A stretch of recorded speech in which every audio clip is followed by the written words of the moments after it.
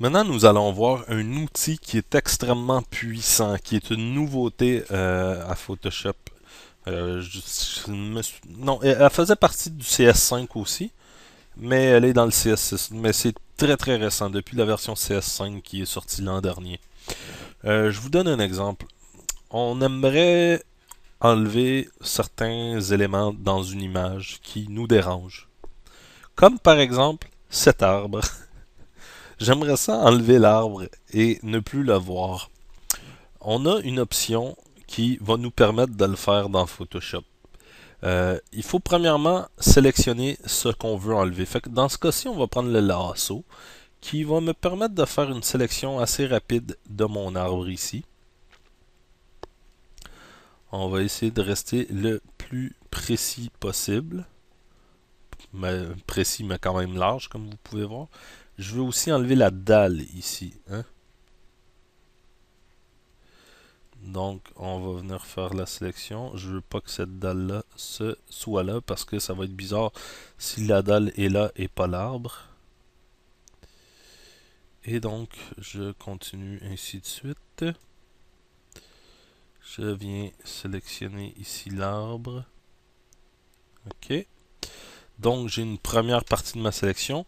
Je vais maintenant soustraire à ma sélection l'intérieur ici pour vraiment dire à Photoshop exactement la partie que j'aimerais qu'il me remplace.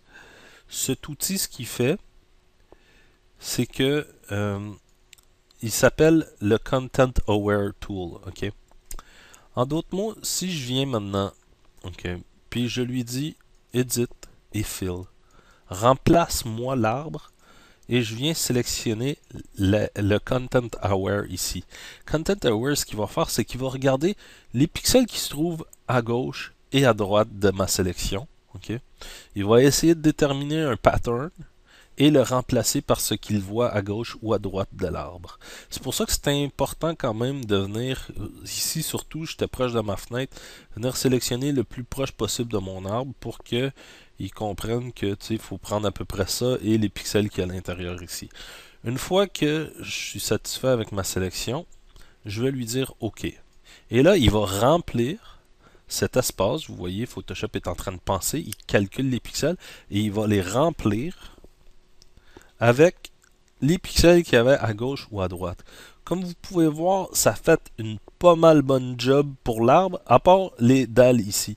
Donc pour les dalles, je pourrais revenir encore une fois et resélectionner ici mes dalles, puis dire wow, là il m'a remplacé ça avec je sais pas trop quoi, je suis pas satisfait de ma sélection.